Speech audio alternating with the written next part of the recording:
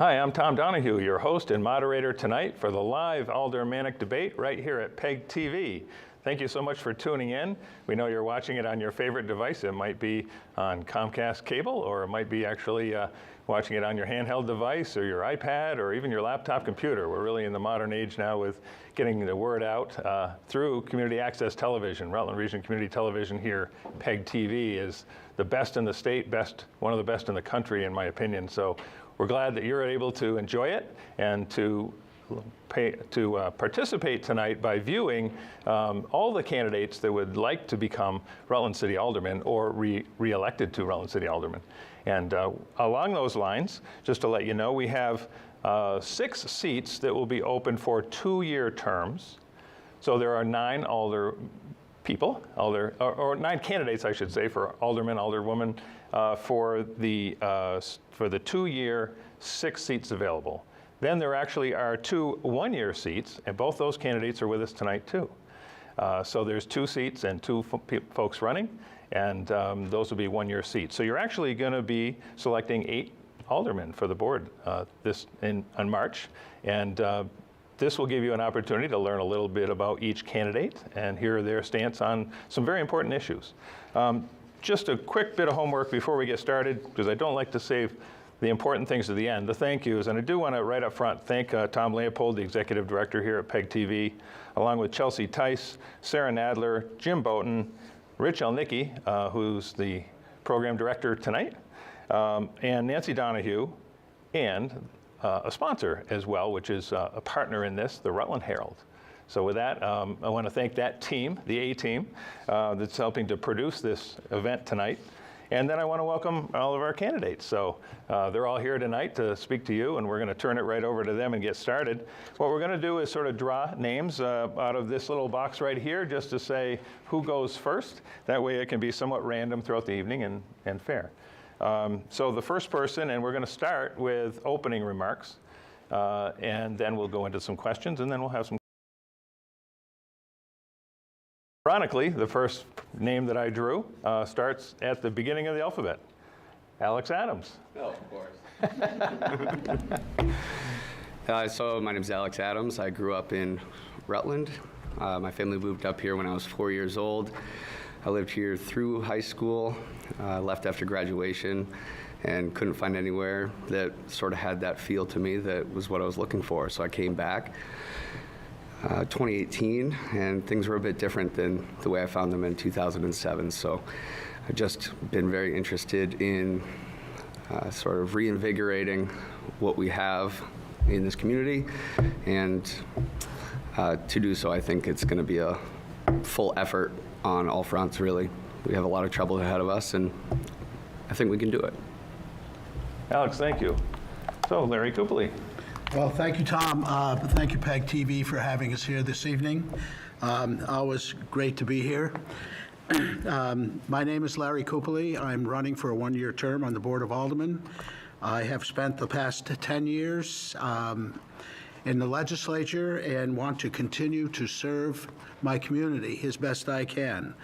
I am a lifelong, 75-year lifelong resident of Rutland City. I will say that it is not the same city that I grew up in, and look for some change. Thank you. Thank you, Larry. Tom DePoy. Thanks, Tom. I'm Tom DePoy. I've been on the board now for 16 years, and 8 years before that I spent in the Vermont State House of Representatives. I think it's awesome that we have a couple of people that are bringing some state knowledge down here. Cheryl Hooker, she'll be having a seat on the board. Larry Copley, bringing in some of the knowledge of what's going on up there in Montpelier. Mine is a little dated at this point, 8 years back, but that's okay. You know, I'm a lifelong resident of Rutland City. I have kids that have gone through the school systems here in Rutland, and 2 in college, and the third one is a senior on the Rutland Raider basketball team. So there's a lot to look forward to in this next session of the Board of Aldermen. Among those is housing, taxes, police and public safety. And I want to remind everybody on this board, the last couple of years, campaign finance reports are an important part of this process. They have not been being turned in. We need to know where the money is coming from that's supporting the people that are on this board that are running for this representation here in the city. Thank you. Thank you, Tom. Billy Gillum. My name is Billy Gillum, and I'm running for, I don't know what term I'm on, but I took a leave of absence. I was on for about 16 years, and then I came back. The mayor appointed me, and I'm coming back for my third term on the second go-around. I'm from the Northwest neighborhood. I'm very passionate about the Northwest neighborhood and what we need to do and what we need to get done and what we need to prepare for the new development that's going to be happening and revitalization of the neighborhood. Crime is becoming a real big issue in the city, and that will be one of my priorities for the future in working with the police department. And I also serve on the Solid Waste District. I also serve on the bus, the Marble Valley Transit, and I hope to continue to do those things. Thank you, Billy. So Cheryl Hooker, this is what you do on your birthday. Happy birthday. Oh, thank you. Thanks, Tom, for reminding me. I'm Cheryl Hooker, and I am running for one of the one-year seats on the Board of Aldermen along with Larry Coopely. And I'm excited to be here. I've spent the past 32 years in and out of politics as a representative in the House of Representatives, as a senator, and even as a member of the Board of Aldermen for a few years.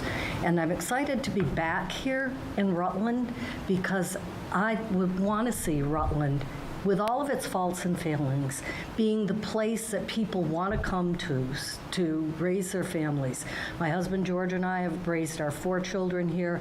3 of them no longer live here. One of them is still in Rutland, which pleases us, and one is not too far away. She's in Chittenden, so she comes to visit. But the idea is to bring people together, people of all ages, people of all classes, people of all races, colors, and creeds. So inclusion is a really important thing that I'm looking for in Rutland. I find that people of Rutland are very caring and giving, and I'm ready to work for improving upon the problems that we see and to make Rutland the place that people want to come to. Thanks. Thank you, Cheryl. John McCain. Thank you, Tom, and thanks to PEG TV for hosting this forum. I'm a graduate of Green Mountain College, and although I moved away for some additional education and to start a career, I always wanted to come back. In 2020, about 15 years after leaving Rutland County, a career opportunity opened up that allowed me to do that with my partner, who happens to be a UVM graduate.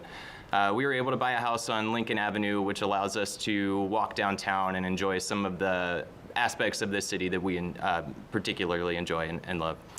I've spent the past 13 years working in hydrology and watershed management to conserve clean water and healthy landscapes. I have planning, budget, and leadership experience for social groups, professional organizations, nonprofits, and land management organizations.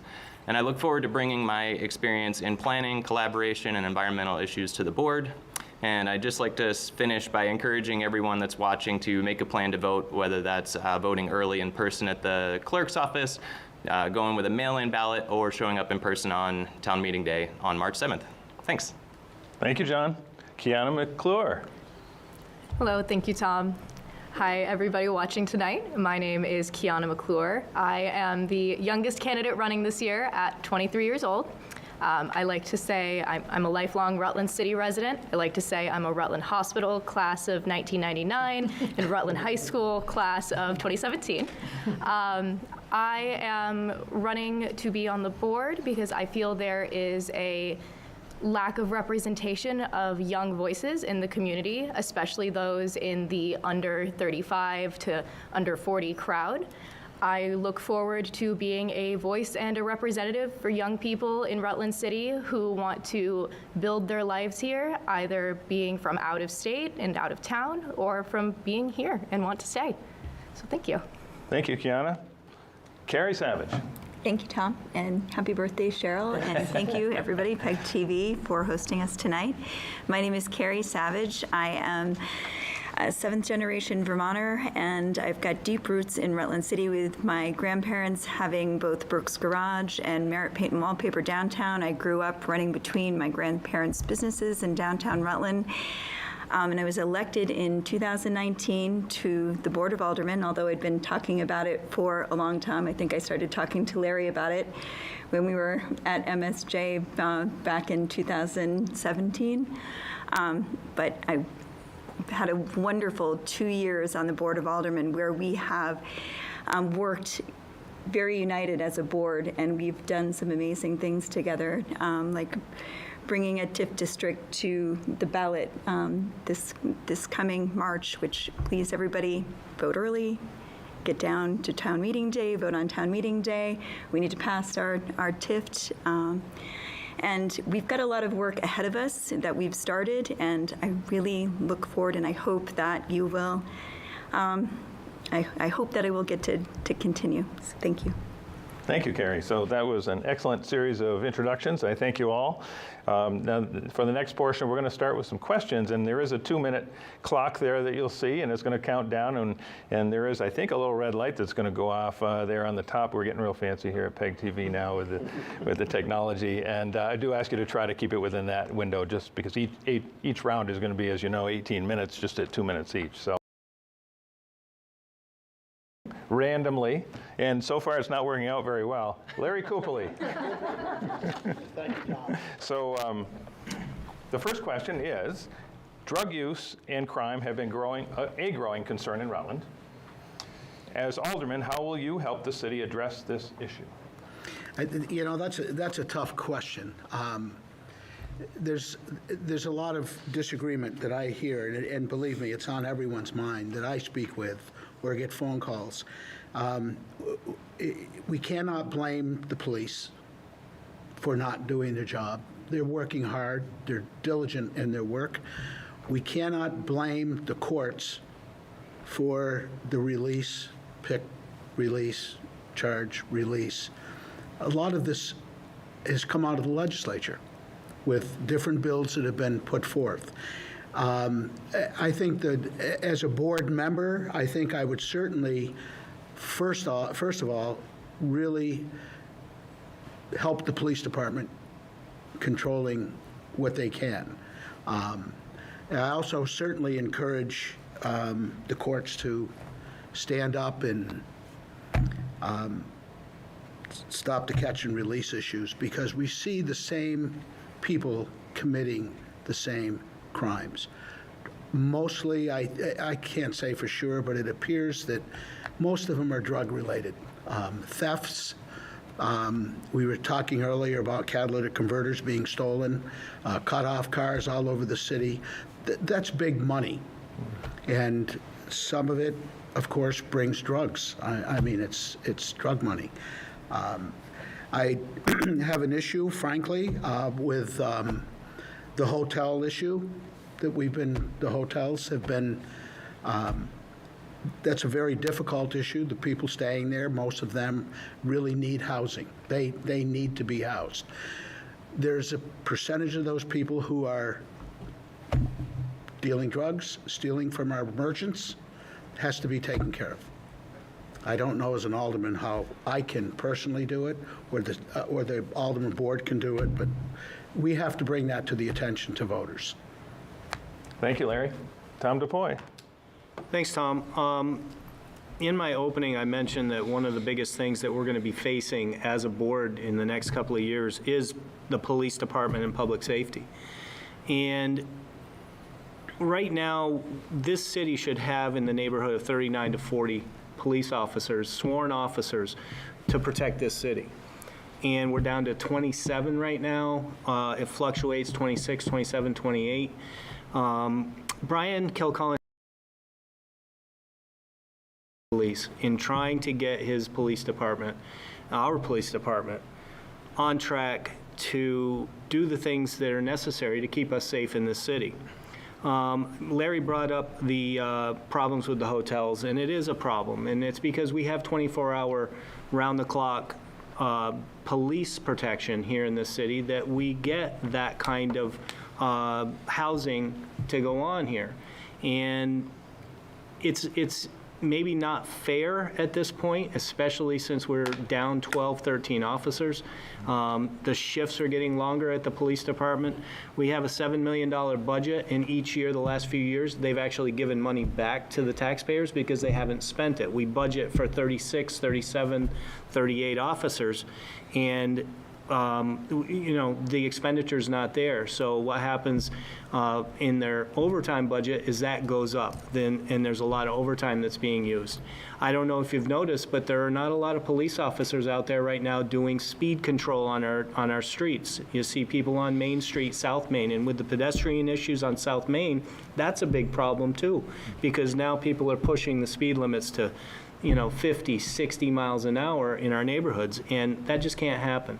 We need to get the police department back on track, their numbers up, and it comes with recruitment and a changed effort in this city to support our police department and our police. Thank you, Tom. Sure. Billy Gillum. Yes, thank you.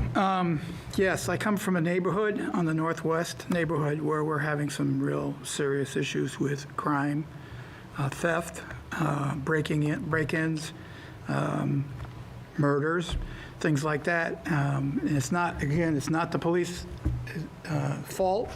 They are doing a tremendous job for what the tools they have. The data processing is actually working. He's sharing that information with us, so we know exactly where all the crime areas are. But it has to be a team effort. It can't be just the cops. It can't be just the building inspector or the fire marshal. It needs to be healthcare. It needs to be mental health professionals. It needs to be teachers. It needs to be people in the community. You see something, say something. And that's the only way we're going to work together and get this issue solved. The other end of it is redevelopment and what I call retooling, reinvesting, redevelop, and revision. And that's where we're at right now. When we can clean the neighborhoods up like we did on Forest Street, just fixing the road and the curbs and the sidewalk, it was just a new look for that whole street. We need to continue that path, and it's on the ballot to vote for the bond ballot for roads and sidewalks and stuff, and I am 100% behind it, because once we improve the infrastructure, once we start tearing down the old houses that need to get torn down, clean the neighborhoods up, the crime will start move out, and it has to be a wraparound process. It just can't happen just by the cops. Thank you, Billy. Cheryl Hooker. Well, I have to agree with a lot of what Bill has said. It can't just be the cops. It's the whole community, including mental health, including regular health, physical health, including education. All of these entities need to work together. I can't help but think that housing is we know that it's a huge issue, and I can't help but think that housing relates to all of these problems. If people are permanently housed, then they feel more secure. They have time to go out to look for jobs rather than just trying to find a place to sleep at night. They have time to work. They have time to get their act together and to get the resources and the help that they need.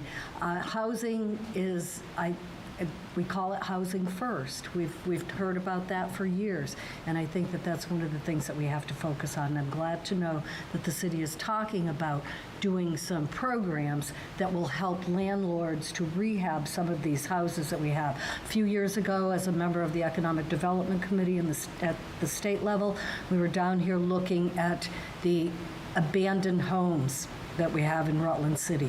We have a lot of housing stock, and what we need to do is to bring that up to speed so that we can put people in it permanently. And I think it goes back to recruitment. Tom talked about recruitment. If you can't find a place to live and a place that you want to work, you can't work there. So even with the police force, probably I'm suspecting that recruitment is part of their problem. Places for people to live. Cheryl, thank you. John McCain. Thanks. And I It's McCann, not McCain. It's okay Beautiful, though. thank you. Common mistake. John McCann. Thank you. So the issues that you're bringing up, I think it's important to remember that on the other side, there are people. These are neighbors of ours who are struggling with some combination of poverty, homelessness, mental health issues, addiction. So I think we need to focus on some of the services that we could provide that could help pull them out of some of the issues that they're dealing with. That may include the emergency response from police, but as Billy was mentioning, it's a broader effort as well. So, whatever we could do, I think we get potentially an increased or a disproportionate burden here in Rutland because we had the space, because we had some of the services during the pandemic. The voucher program seems to have shifted some of that service requirement to us, and I don't know if there's a with nearby towns or folks at the state to say, hey, if we're kind of providing this benefit to nearby localities that didn't have the capacity at the time, how can we spread the burden of the cost or the workload? Something we could look into. And then I'm excited that Tom mentioned something about the safety of our streets. I know that's kind of off topic, but I agree. The traffic safety issue thing is something we could address as well. I think part of dealing with that is reassessing how we design and how we build our streets. Speed limits don't necessarily always work.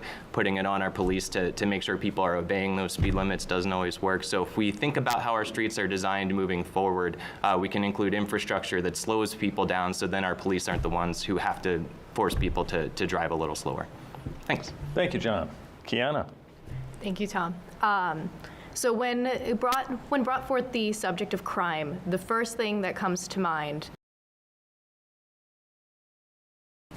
it's not necessarily an issue that falls just on the police, much like Tom and Bill and Cheryl and John have said. It is an issue that everybody in the community is well aware of, and it's an issue that everybody in the community has the ability to step up and do something about. We as a community have a responsibility to keep ourselves and our neighbors safe. So much like Billy has said, if you see something, if you say something, but we also have the responsibility to support the support networks in our community as well. We have the social responsibility to support organizations such as Brock Community Action, such as Housing Trust, such as our schools, because without these social services, access to food, access to healthcare, access to education, access to housing, that is when people find themselves in the situations where they feel that crime is the only option. They feel like theft is the only option. They feel that succumbing to addiction is the only option. When there are options, there's more than that available.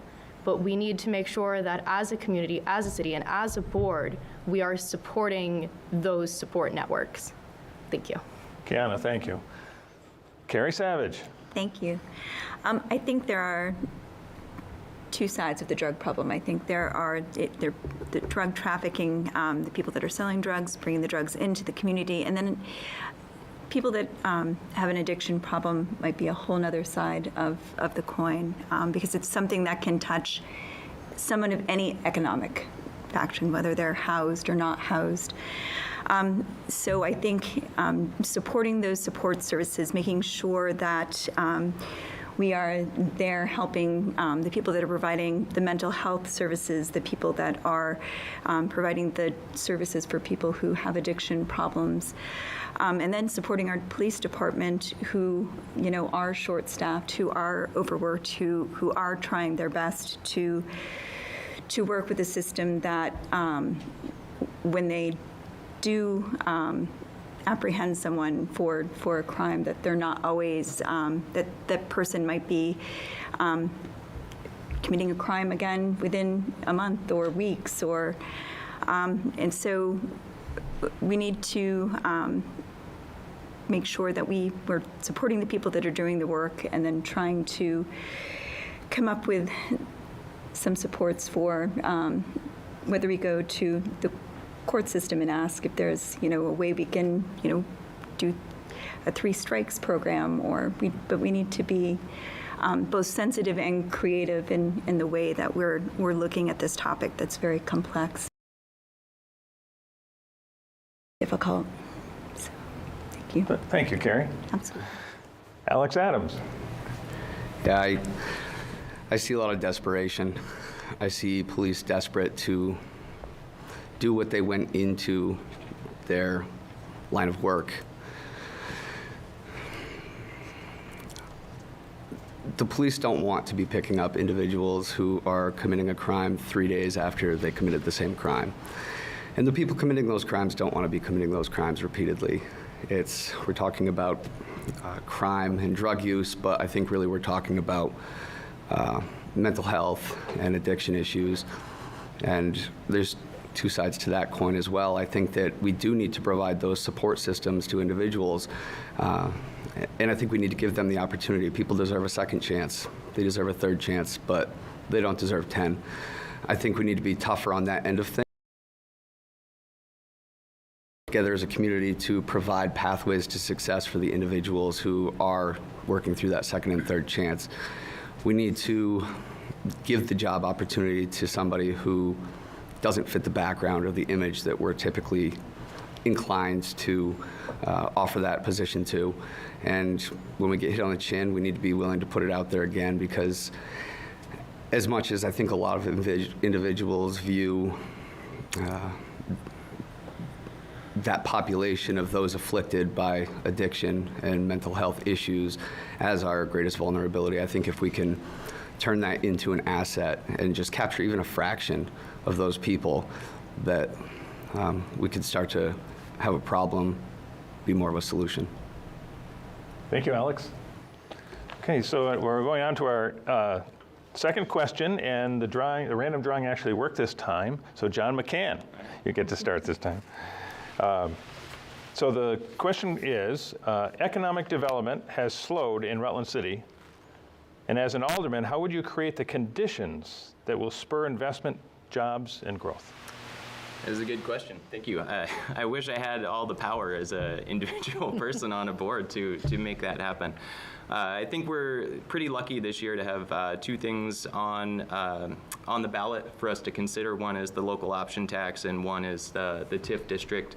I think in particular, the TIF district gives us an opportunity to sort of bet on ourselves. We make that decision to identify the district, kind of say we're going to create this tax increment, and we're going to use that to invest in that area.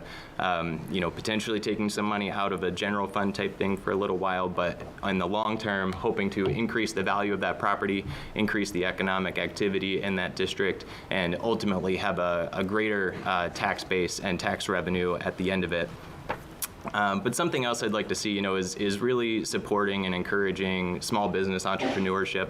Our city has the BUY app, which I've got it written down, but it's the business incentive and assistance program, I think it is, grants that allow for small businesses to start up or expand. I think small businesses are a great way to keep the city dynamic and relevant. Small businesses can be more targeted, more creative to address the needs or interests of people who want to shop here. I generally don't get very excited about trying to recruit big box stores or national chains, because they don't create a sense of place, they don't create a sense of community, they don't create a sense of culture. And I think that's what we need is to keep creating a sense of identity that makes Rutland City a place that people want to go to and not just drive through. So supporting small businesses and creating that sense of place, and then taking advantage. Thank you, John. Kiana McClure. Thank you, Tom. So when thinking economic development and thinking how we can help further the economic development of Rutland City, like John had said, very obvious options are the TIF district and the local option tax. I have read many things about walkable cities, about walkable communities, and how those help fuel the economic fire of a municipality. And something that I think really that needs to be leaned into when it comes to the economic vitality, especially of our downtown, is looking at, once again, housing. If we were to have housing available in our downtown, in our shopping districts, something above the local bakery, something above the local coffee shop, something above the local plant store, if you have that walkable neighborhood there, the people will inevitably spend more. The residents will inevitably spend more. Their loved. I have written here a fun statistic that I was excited to share today. one moment here. In a study done in 2018 in Denver, Colorado, it was found that walkable neighborhoods sell at a 150% premium over those in a drivable sprawl. But what that also does, of that walkable area, that walkable zip code, that creates a considerable leasing premium over suburban, more drivable areas as well. So what that can do is having that walkable neighborhood in our economic fire, in our profitable downtown, having housing there will create more of a cost up front for renting, yes, but that then goes back into the community. That is money that is still building the local economy, and the walkable neighborhood encourages the neighborhood to spend. So thank you. Thank you, Kiana. Carrie Savage. I was able to join the board at an unprecedented time when we had the chance to spend one-time ARPA monies of just over $4 million, and we were able to do some very incentivizing things with that money, even doubling it, like matching grants to help the hub downtown with their start, and also Wonder Feet, and helping them grow and move and be an even bigger draw to families downtown, bringing them downtown. I think, like Kiana said, I agree with bringing some more housing into the downtown area would even increase the foot traffic and the activity down there and making it exciting. We've been working on parking, which has been an issue with the downtown. And we, oh, I lost my train of thought, but sorry, I'm the worst candidate when it comes to this stuff. But I look forward to hopefully being able to continue some of the things we've been doing to incite, but just keep supporting the small businesses downtown with the, continuing with the grants that we're doing and things like that. So. Thank you, Carrie. Alex Adams. Yeah, I would echo what the other individuals have been saying. I think that, we are a capitalist society. We need to enable small businesses to succeed or fail, but we do need to support the conditions that lead to success. I think we should offer grants for startups. I think that we should offer some resources to businesses who are struggling in difficult times, but we really need to focus on the just constantly battling symptoms and putting money towards maintaining things that really should be maintaining themselves. So I think the housing that we're discussing is extremely relevant. Not only housing in general, but sort of tiered housing, right? As people develop and they get raises and start to have higher incomes, they need to be able to gradually move up. And I'm not sure what the answer is. I'm not sure what the solution is. I think that all of us would sort of nod and agree in that, as we are. But we need to continue trying things, and we need to continue communicating with the people that are struggling and continue to focus on what we can control versus just really looking at pie in the sky type of ideas. Thank you, Alex. Larry Coopely. Very complex question.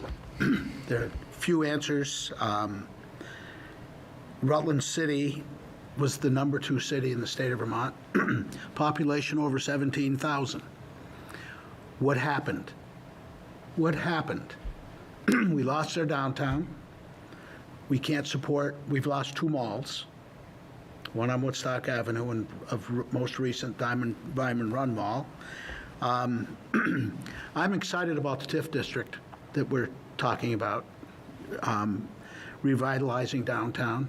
Housing, I think, I don't ever remember growing up when we had a large population of housing being a problem for anyone.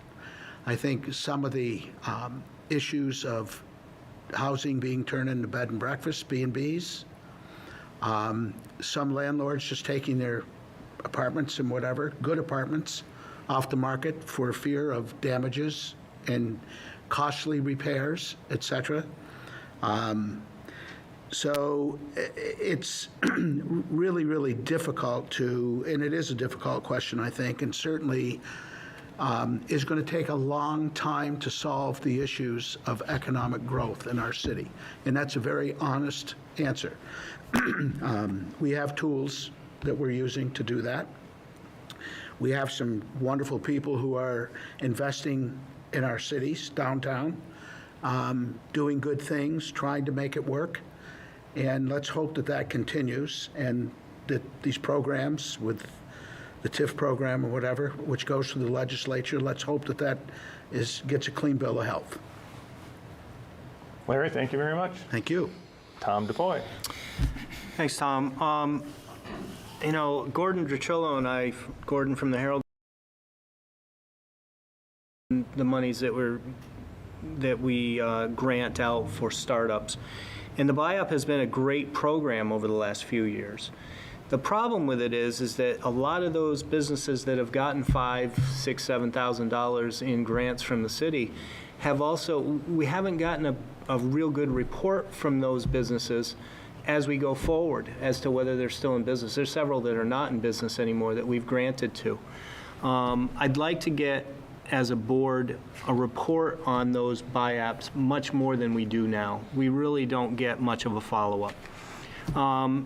That said, we need to continue with the buy-up because it helps to produce jobs in the city, which are desperately needed, as we all know. But that creates a double-edged sword because then you need housing. If you're going to be bringing in people, we need housing, and that's been a big problem. Now, why is that a problem? A lot of places have had fires. There are a lot of places that have burned down. There was one down recently on the corner of Library and Pine. That house is a total loss. There have been several others. There were some over near Cheryl's house in recent years. There's been some near Billy's house in recent years. And when you start taking 2, 3, or 4 apartments, those are good apartments off the market, you start really noticing that there's a housing crunch. I know of a house that was purchased recently, and it's going to be an Airbnb, and it's going to be a traveling nurses 2-unit house. And that takes away from housing for people that, the traveling nurses will be working here, but for families.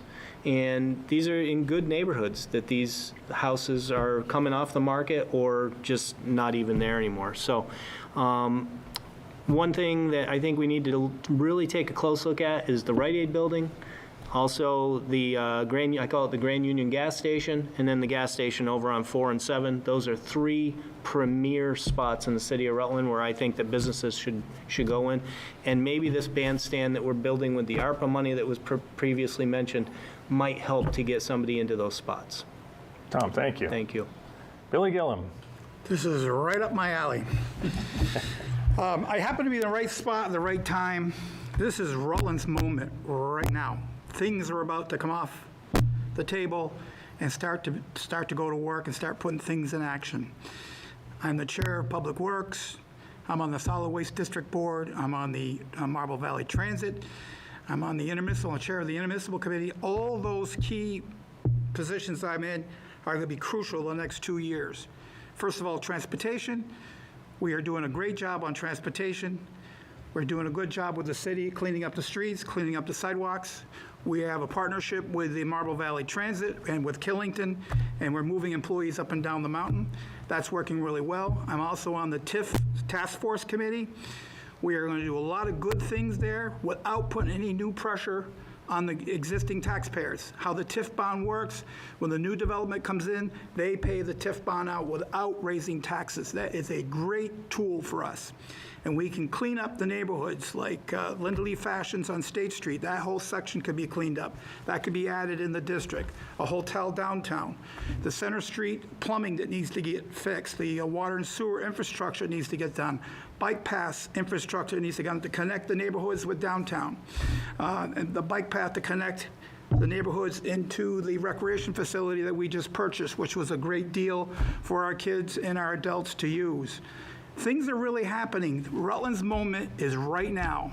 So I think if we get key people in key positions and keep pushing that agenda, we're going to get there. And I think it's a very positive, I see a very positive future for us. Thank you, Billy.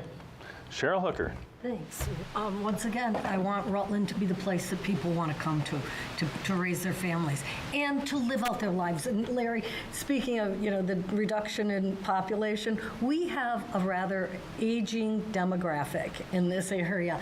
And I know a lot of people that I grew up knowing are no longer with us, whether they've moved off to live near their children who have also moved away, or whether they've gone on to something better.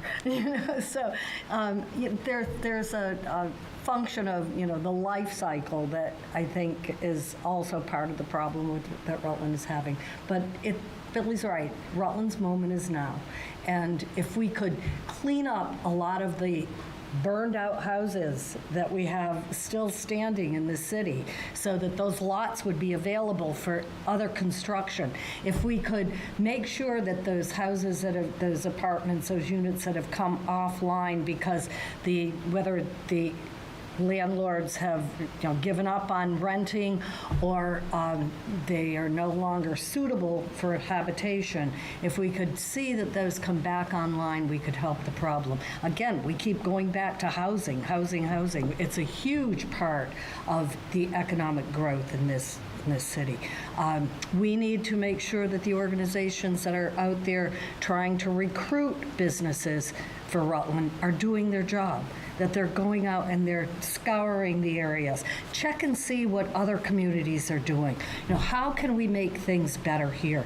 The TIF tax increment financing district will be a plus for Rutland, but that's a long-term fix here. In the meantime, we can do things that other communities have done, trying to get organizations that are working within the city, within our city, to work together, connect these people.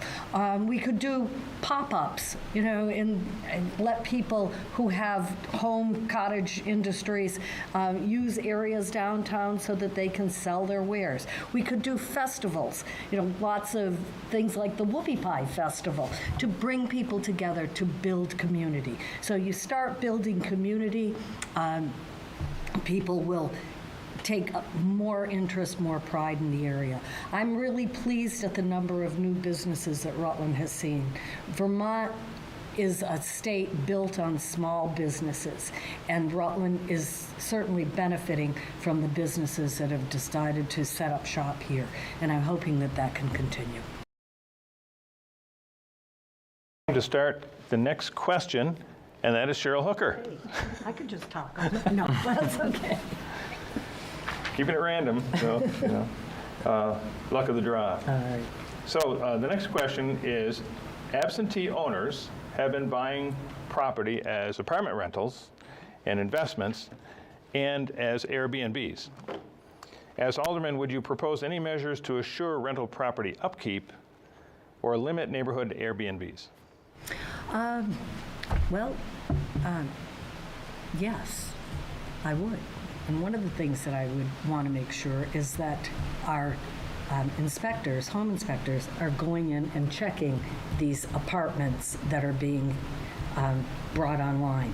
And even the Airbnbs. This is, true confessions, I guess. We have an Airbnb. I live in a 3-family house. We use one of them as an Airbnb. My husband and I are both retired. It helps to supplement our income. And we live on the premises. This is one of the things that we talked about, again, in economic development at the state level, making sure that if you have an Airbnb, you live on the premises. And that would really cut down the number. I'm not going to be very popular saying that because I know that there are a lot of Airbnbs in the area. And they serve a purpose. They serve a valuable purpose. And certainly we've been lucky in that we've had some good response to our Airbnb, and we've not had problems. But I know other places that have had a lot of problems with them, and we need to make sure that we're keeping an eye on what's happening in those realms. And again, going back to inspections, I think that we need to make sure that our city officials are going in. Thank you, Cheryl. John McCann. Thanks.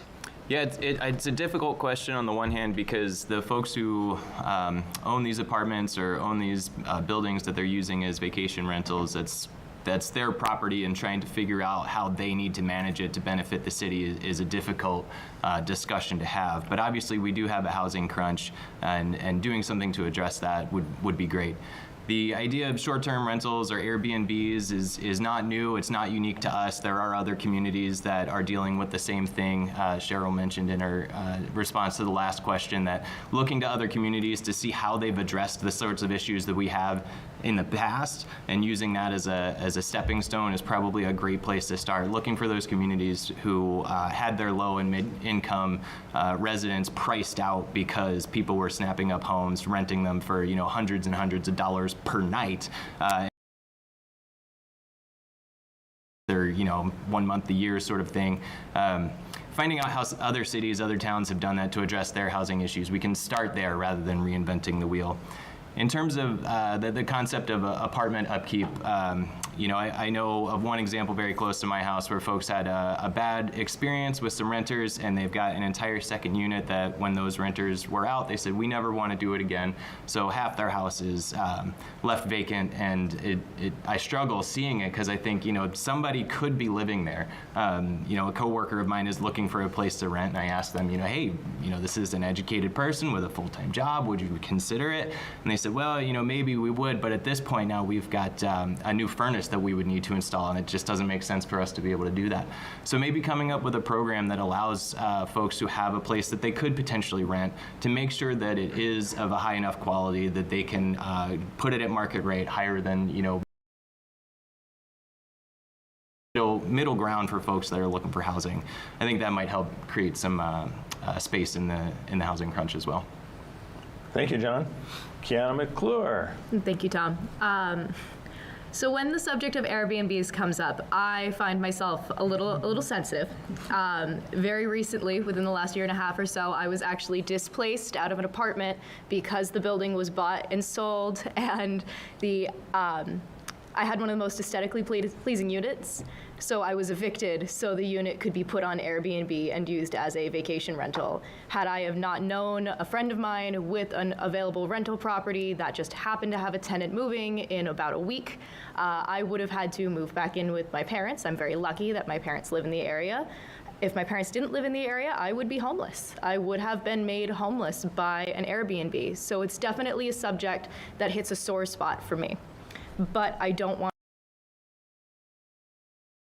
Airbnbs. I understand that they are a valuable economic help for people like Cheryl in your situation where you're using it to supplement Social Security, or for people like in the situation with John's neighbors where they had this extra space. But I definitely think it's something that really requires a little bit more oversight from the city to make sure that there are not more Airbnbs on the market for an overnight rental than there are market rate units available to working young professionals in the area. I have very many friends who want to move home and they can't because they cannot find somewhere to live. And I feel that we as a city can look to other municipalities such as Burlington to see what has been done in these situations to help support the young professionals who want to stay here and live here and be here and not just stay the weekend. Thank you, Kiana. And I just want to rephrase or read the question again, Carrie, because in Cheryl's case, as a homeowner, it was stated a little differently here. But absentee owners have been buying property as apartment rental investments and Airbnbs. So as an alderman, what would you propose? Would you propose any measures to assure rental properties upkeep or limit neighborhood Airbnbs? And was there something about blighted properties, too, that was part of the question, or was that? No. Okay, thank you. So we have, we can create a registry of the Airbnbs. We have the availability of all the listing places where we can look and see where, properties in our areas are listed as Airbnbs. We need to create a fee structure for Airbnbs and just begin with that management so we know what we're working with to begin with. For tend to kind of agree with Sharon. It would be nice to have a way to, well, not have it, to have somebody live in the Airbnb. I don't think that's always maybe the case where it would be, they would be able to, but just, I think knowing what we're working with and managing that part first and getting a fee structure in, and I think that's a very good first step to knowing what we're dealing with the Airbnbs in the area. All right, thank you, Carrie. You're welcome. Alex Adams. Yeah, it's a tough question. They're all tough questions. And there's a reason that the collective hairline of everybody at this table is in the negative. But it's, I think we're on a bit of a slippery slope there. Property owners are property owners. And I don't think if you're a law-abiding citizen, regardless of where you live and where your primary residence is, that we have a lot we can do here. I mean, we can look to put regulations in place that prevent the sort of behavior that may come from temporary rental properties. But ultimately, I think if there's property ownership, there's property ownership. Thank you, Alex. Larry Coopely. Well, thank you again, Tom. I've had to deal with a couple of non-resident owners of rental properties in the city. A couple of them near a school that kind of irritated and agitated me a little bit, that they were allowing certain activities and they weren't paying attention. And I've had to approach them on a couple of situations. So I certainly really don't appreciate a non-resident or someone living in Chicago owns a home on, let's say, Killington Avenue, not really paying attention, renting to anyone, letting things go array. The issue of B&Bs, I mean, I have to agree with Alex. I mean, if you're a property owner, I mean, I'm not going to say you can't buy that property or whatever. I think the responsibility would be you can purchase whatever you want, but be a responsible citizen, pay your taxes, interview your tenants, check on the property once a month or once a week or whatever, but, you know, keeping our properties up. There are a multitude of properties in the city, as has been said before. The rents are being collected, but the money's not reinvested. This is a serious problem. You know, the other thing that kind of strikes me a little bit is that the millions upon millions of dollars have been allocated for housing in this state. You know, making or building an apartment is in excess of $250,000, $300,000. And if you're doing 10 or 15 units, how do you rent those out for $250 or $500 or $800 or $900 a month? I mean, we see what the rents in the city of Burlington are. They're $2,000, $3,000 a month. And you have 6 or 8 people living in the apartment. It's, you know, sharing the costs. Same happens in Boston and New York. It's going to happen here at some point. It's really difficult to tell a landlord or tell a person they can't buy a property or to police them in some way if they're doing the right things, paying their taxes, keeping up their properties. And maybe we should have some kind of an ordinance or something that would be a little more strict in making sure that these people are doing their due diligence with the properties that they own. Thank you, Larry. Tom DePoy. Thank you. You know, the biggest problem that's going on right now with the absentee landlords is that there's no real oversight on them other than, you know, our building inspector. And that seems to be at the front of the whole process. You get a CO, is it up to code, that sort of thing. But then there's no process after that for being able to go in and inspect that place. But if it's a an Airbnb, for instance, then you can go in and check on that in between rentals and make sure that the place is being kept up. But I mean, the building inspector does what he can, and maybe we need to look at some more enforcement in that area when it comes to those houses that are getting run down. I know furnaces are a problem. I know that hot water heaters are a problem in a lot of the units. Electrical, that's why some of these places have had the fires that they have, because the electric's not up to code. But, you know, when it comes to the Airbnbs, I don't want to limit Airbnb. I'm not going to go out there and tell people you can't do an Airbnb. You can't operate something in your house to supplement your income. You know, it was brought up that we have an aging demographic here. A lot of people are heading to Florida. It's been happening for years. The snowbirds go down to Florida. They can Airbnb their place for a few months while they're in Florida, while they're not here, to skiers. There's a demand. There's not enough housing in Killington right now for the demand for the ski area. So a lot of it's trickling down to Rutland, where we also have the restaurants, which is great because it is spending money down in Rutland. You know, the hotels are not that desirable right now, as was previously mentioned, for a variety of reasons. And if they can move into Airbnbs and spend a lot of money here in town, hopefully, then I think that that's a good thing. So I really don't want to limit the Airbnbs, but there's got to be a happy balance. And that's why we're here for oversight, to make sure that the happy balance is attained. Thank you, Tom. Thank you. Billy Gillum. Very good subject.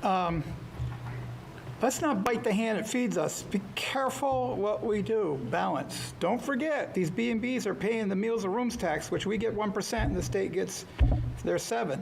So there's a revenue stream coming in. I think the real question here, dealing with the out-of-staters, and we have a lot of them in my neighborhood who are absentee landlords, and the state is paying them directly through the voucher program to the landlord.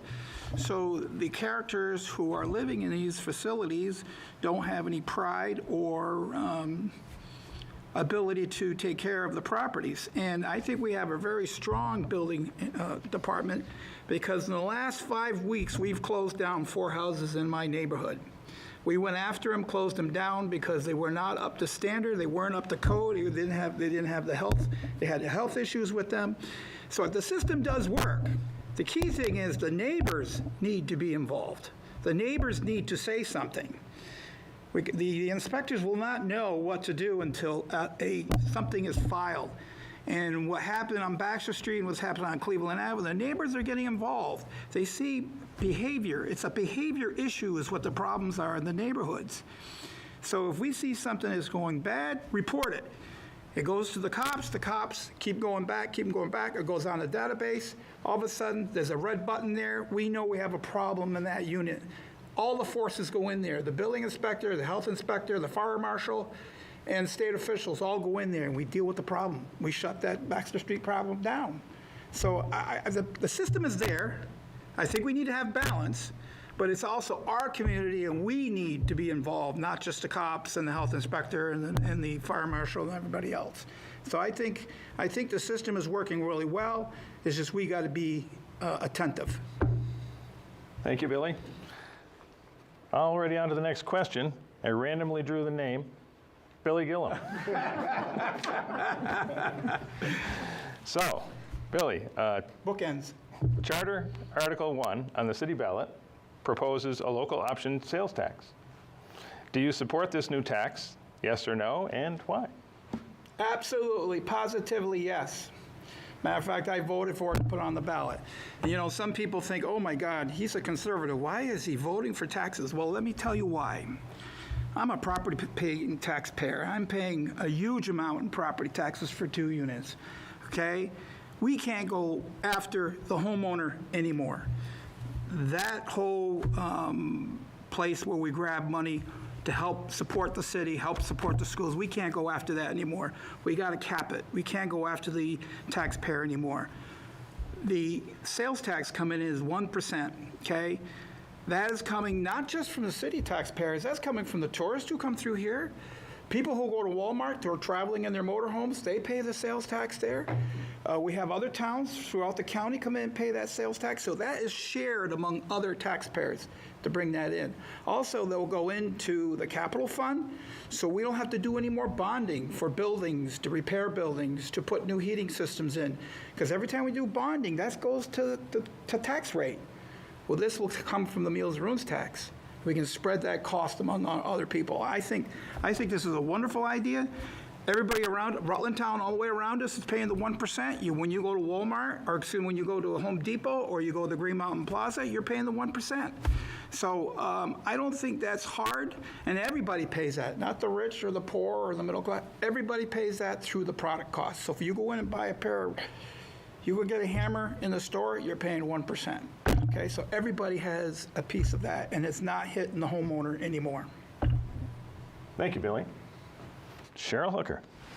Ditto. It is. It does kind of spread the responsibility. It spreads the taxation. It may seem like, oh yeah, we're adding another tax, but this is a tax that we have some control over. That, you know, if you need to buy something, you need to buy it. But if you don't need to buy it, maybe, and you're worried about the tax, and you know, you have that control. But just essentially, it is a way of raising money without raising taxes for the homeowner. So I would certainly support that. Thank you, Cheryl. John McCann. Great, thanks. Yeah, I'm excited to hear all the answers for this. So far, I feel like it gets pretty unanimous concurrence from the folks thinking about it. But yeah, I agree. I think it's something we should do. If I understand it correctly, 70% of that money would stay right here for us to use for, I think, some limited things, but good things for the city. The other 30% goes to the state and then gets put into a state's fund for payment in lieu of taxes. So any state property that's here for in the city, the state then would send some of that money back to us too, which is pretty exciting. And you know, as other folks have said, if you're going to Rutland Town, we're already paying that, but Rutland Town folks aren't paying it here. Visitors from other towns, from out of state, when they come and shop here in Rutland, they're not paying into it, you know, but they're getting the benefit of the services that we provide, whether it's infrastructure, emergency services, you know, sewer system, things like that. Why not ask them to pitch in so that the things they get to take advantage of here in Rutland City are here for them? Thank you, John. Kiana McClure. Thank you, Tom. I am 100% in support of the local option tax, much for the reasons that Billy and Cheryl and John have mentioned. It relieves the burden on the homeowner. It's something that we're already doing in Rutland Town, but Rutland Town is not doing here. And another big thing to consider is people coming down off the mountain during the winter. During the winter, I personally foresee a huge jump in how much we'll be able to collect from that local option tax, just from the sheer amount of people coming down the mountain, coming to eat in our restaurants, spend at our dispensaries, shop in our boutiques. It will be a massive revenue generator for the community, and it won't break the backs of homeowners in the community either. Thank you. Thank you, Kiana. Carrie Savage. Yes, yes, yes. The local option sales tax will be a benefit for Rutland. That's really exciting to think about. Kiana just mentioned we aren't capturing any money from the cannabis sales yet because the state is collecting most of that. The local options sales tax will be a way that we will be able to have the 1% option on that and capture some revenue from that new revenue stream coming into Rutland. Please get out, vote, and support this tax. Thank you. Thank you, Carrie. Absolutely. Alex Adams. Yes. I would echo what everybody else is saying. It's a tax that isn't incredibly impactful on those of us who live here. The additional costs that we will see will, I think, be realized tenfold. And I think in general, Rutland needs to do a better job about charging people. I mean, we give out parking tickets that are $15. Out-of-staters are laughing at this. We have a lot to offer. We need to think more positively about ourselves, realize the value we offer, and charge for it. And I think that this tax is right up that alley. Thank you, Alex. Larry Coopely. It's my turn again. I did support the local option tax. I agree with what everyone has said. It's important that we retain these monies to reduce the costs of a lot of infrastructure in our city. So I certainly am in total agreement with that. And, it's a 1% deal on top of a 6% deal, which makes it a 7% deal, just to refresh everyone's mind. And there's all kinds of programs that I hope won't, again, increase our sales tax that are going on in Montpelier that could have an effect. I just bring that to your attention, but I do support the 1%. Thank you, Larry. Tom DePoy. So, Tom, I do support it. I did vote in favor of it when that came up. One of the things that this board and the city need to do is monitor where that money's going to and coming from, because a lot of our purchases are internet purchases these days, okay? And I've noticed on some of the stuff that I've purchased on the internet that I'm getting charged a 1% sales tax because the companies are charging it to 05701, and as we know, we also have Rutland Town, we also have Mendon, that's 05701. So where's that money going? And if that money's supposed to come to Rutland City, it should come to Rutland City. But it would be illegal right now because we don't have the 1% tax. So the state is probably at this point keeping that money. As John mentioned, it's about 30% that gets kept by the state for administrative costs, for, pilot, for whatever else that they keep it for. But is that money that's being charged to Rutland City residents right now, and who knows how much it is, where is that money? It should be coming to the city. If we pass this, it does reduce the burden on the residential taxpayer. That's what it's designed to do. Hopefully it does. Hopefully it's an amount that's noticeable by the taxpayer, which means that a lot of the businesses in this city have to do well. And we as a board need to do everything we can to help provide the business incentives, the business climate, so that we can bring in as much of that 1% as this city, can use. And as I said, it's just something that reduces the burden on the local residential taxpayer. So I'm very much in favor of it. Thank you. Thank you, Tom. Well, I randomly drew the next, and it's Tom DePoy. I passed to Billy Gillen. So, listen, we're at the point on our itinerary here tonight where we're going to allow the folks interested in appealing to you with their qualifications for alderman a chance to make some closing comments. Because they've been so on time this evening, we're going to kind of open that up within reason. We're going to not limit their comment time and give them a few minutes if they would like. And the only rule that is a sort of one of those things we have to abide by is you can't actually say vote for me, okay? Other than that, Tom, the floor is yours. Thank you.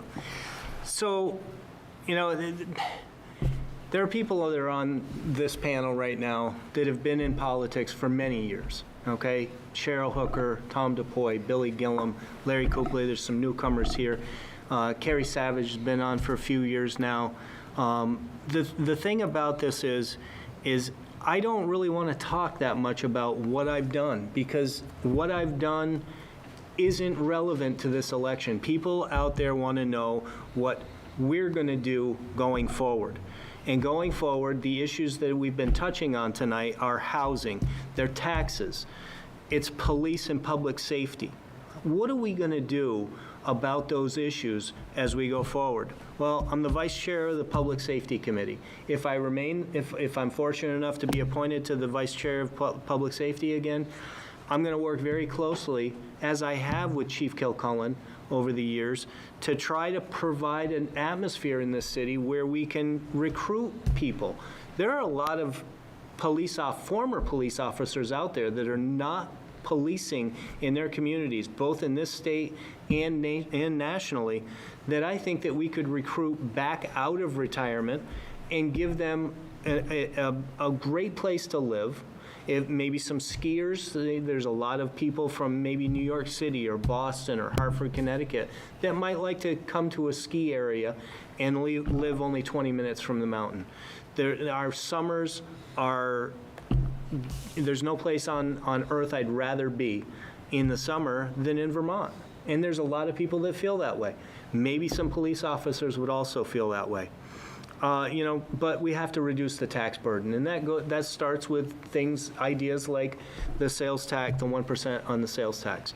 Housing, I was very encouraged that the group was going to try to renovate the St. Joe's campus over there and put some much-needed housing in there over there. I know that there are places like the Maples who have done older living quarters for people. I know a lot of people that live over there. There are a lot of people, including relatives of mine, that live up off of Gleason Road there at the places up there, the Gables, and other places. But those places are few and far between right now, and they're very expensive to get into. We need to look at every avenue we can as a board here to not just decrease the amount that has to be spent on those, but maybe some incentives to get people into those housing units. But younger housing as well. It's people that are coming in as younger residents of Rutland City really don't want to live in a house maybe that's not up to what the standards, whatever standards they think might be. So we need to look at that. As we go forward, I mentioned a few of those places that are around the bandstand in Rutland City, in the park there. They're prime commercial real estate that's been empty for years. What can we do to help whoever owns those buildings to put businesses in there that'll provide jobs for people in this area and contribute to that tax base? Thank you, Tom. Thank you. Excellent. Billy Gillen. Thank you very much, and thank you, PEG TV, and the team that put this together, and the candidates for being here. It's healthy to have these debates. It's Rutland's moment right now, and I want to be part of that. There's a lot of great things happening, but a lot of people don't understand. It takes a lot of groundwork, a lot of silent work to get to us to that point where we can get it to the public and then put it on the plate for people to get involved. Like the hotel, we're working on the hotel property. We're working on the plumbing for Center Street. We're working on the TIF district to redevelop the neighborhoods. We're working on housing right now and working with other agencies. We also need to, in the future, work with Rutland Town and the other towns on the housing issue. It's not just our problem, it's a Rutland County problem on housing. We cannot do this alone. We need to put our hand out there, and if I continue to be the intermunicipal chair, I will reach out to Rutland Town. They're sitting on a major piece of property up there at the Diamond Run Mall. That would be a beautiful housing project. We need to sell sewer and water from the city of Rutland. That's revenue to us. That's why we need to work together with the other towns, because we're providing some of the key infrastructure that needs to happen to take the barriers away so the developers can get in the door and make it affordable for them to build things in the Rutland city. Housing, businesses, large tracts of property. Even indoor farming is an idea that we're talking about. So there's a lot of things happening. It's Rutland's moment right now, and it's time to move forward. Get out there and vote, folks. It's your future. It's your town. You need to vote. Get involved. Thank you, Billy. Cheryl Hooker. Thanks, Tom. This has been fun. Thank you, PEG TV. Thank you, Tom. Thank you all for being here. This is a time that I am really proud to be part of Rutland and really excited about getting involved to help Rutland move forward. There are a lot of young people that are running for office, and that's exciting. There are young people on the board, but there are some of us who need to have a voice as well, and I'm looking forward to making sure that I can listen to all of the people in the city, all of the demographics, and to hopefully come back to the board with ideas that you have for the city.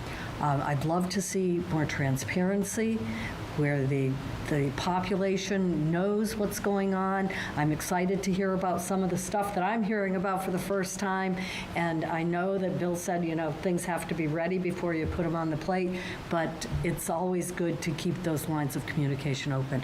And the good news is that the group that forms the board can work together. There may be differences of opinion, but I'm sure that will work, they'll work it themselves out, and that working together we can really make Rutland the place that people want to come to and people want to raise their families. So vote on March 7th. Or vote earlier, as John said. Send your ballot in by mail, but make your voice heard, because it's about all of us, not just people who are in office. Thanks. Thank you, Cheryl. John McCann. Thanks. Yeah, and thanks again to PEG TV for hosting it. This has been fun. It's my first time up here, and hopefully I didn't ramble too much. As someone who plans on sticking around Rutland City for a long time, I'm very interested in ensuring that the future is bright. For me, that means making sure we're meeting the municipal needs of our citizens now and in the future through careful considerations of how we're future. It means future-proofing our city by being a leader in mitigating and adapting to climate stressors and limiting our impacts to natural resources that are the foundation of our local agricultural businesses and recreational tourism. And it means ensuring that the city has a strong, positive regional identity and sense of civic pride that's equally supported by our current residents and future residents. I'm excited to bring my experience in collaborative natural resources management along with a willingness to work together and compromise to the board in the hopes of meeting these goals. And again, urging everybody to get out and vote. We're trying to make it as easy as possible with the way we can vote here. So if you want to go early on a day that works for you, you can do it in person at the clerk's office. You can request your ballot at home so you can fill it out at your leisure. Either drop it off at the clerk's office or mail it back in, or go the classic route and vote on town meeting day, March 7th. Thanks. Thank you, John. Kiana McClure. Thank you, Tom. And thank you to everybody here at PEG TV tonight helping us put this on. This is great. It's very fun to be back in my old stomping grounds. I had a show here when I was in high school, so it's really, really fun to be back. I would also like to just urge people to vote, especially young people in your early 20s, people who have just turned 18. This is our city, and much like Billy has said, this is our moment. And this is a very important time in our city's history for young people to step up and have our voices be heard and support our community in a way that we have not in the past. And I really encourage everyone to vote on town meeting day on March 7th, or to utilize the ability to vote early in person at the city clerk's office or request your absentee ballot. This is our moment. Let's move Rutland forward.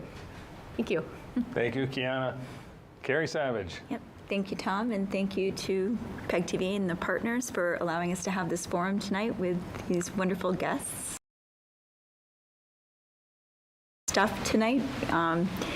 It is, like Billy said, it's Rutland's moment. There's been exciting things happening. It's been amazing to be part of the Board of Aldermen for the past 2 years, to work collaboratively with the group that we've worked with. We've got some good things on the table. It's been excited to receive phone calls from Rutland City residents to discuss with me what they see, what they think we need, what they would like us to do. I think we've done some great things with the charter and ordinance, with the noise, with the TIF, with the local options sales tax, and I think that there's a lot more work to do, and I'm excited about where we're going. So get out and vote, be part of the conversation, and continue to let us know what you want. Thank you. Thank you, Carrie. Alex Adams.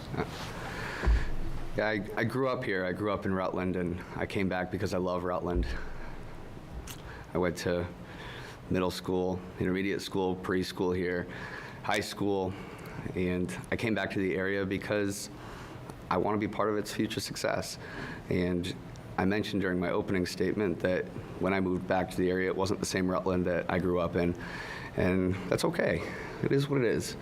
It's not ideal, but we're going to push forward and we're going to find solutions that will bring us back to sort of the level of happiness and the quality of life that I know that we can all have here. I think a big part of that is our neighbors. People have mentioned that. I think that there should be a lot of involvement. I think we've all been very open in saying, reach out to us, tell us what's important to you. I think that one theme I've heard quite a lot down the table here was oversight. For individuals to get back on track, for landlords to improve the housing that we have, but oversight needs to be an essential part of that, because we can't just keep doling things out and not monitoring where it goes. But I look forward to the future of Rutland, and I think if we all collaborate and work together and just be as involved as possible, that's what turns everything around. And let's talk positively about Rutland. Thank you, Alex. Larry Copley. Well, like the bumper sticker says, I love Rutland. Always have. And we'll continue to work hard to realize its successes. You just can't go back. We're going to move forward. And I think Billy made a great comment, is getting your neighbors involved, getting neighborhoods together like they used to be, and having people respond in a manner that will allow us to continue to grow our city. And we can grow the city. There's no question we can grow the city. But we need to get people. When you talk to some of the younger people who were moved here and have come back, one of the issues is some of them stay, some of them don't, simply because there are no ladders to climb. We have to address that. We have to go out and look for corporate people. We have to talk to them. Bring something here. Small business is great.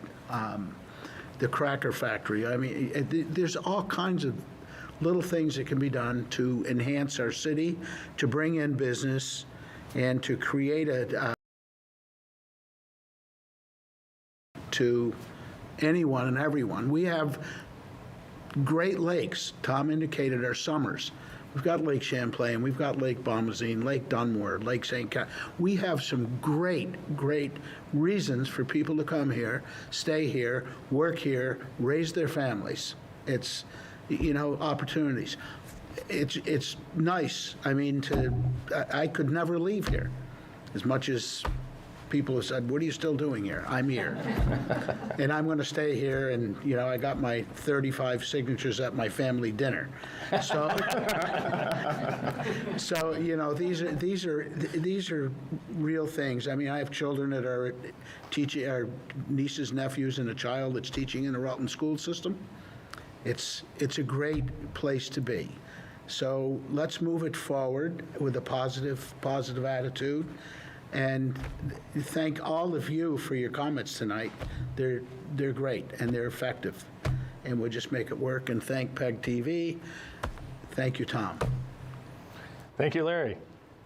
And now I'd like to thank all of you for watching PEG TV tonight and this Aldermanic Forum. We have some real strong candidates here tonight that express their views and opinions so that you could become an informed electorate. And we appreciate you taking the time to listen to them and their viewpoints, and consider whether or not they would be someone you'd care to support on March 7th. So in the meantime, there will be another couple of forums, one mayoral and one school board. And then I would invite you right back here on March 7th for live election night coverage with yours truly, Tom Donahue, your host. And we'll let you know what the results of you going to the poll are right here in Rutland. So we appreciate you tuning in. Again, I also want to thank PEG TV and this amazing team, as well as the Rutland Herald, for their tremendous support of this kind of community access television. It's so important and one of the real assets that we have in the region. So thank you again for watching. Thank all the candidates for being here tonight, and we'll see you soon.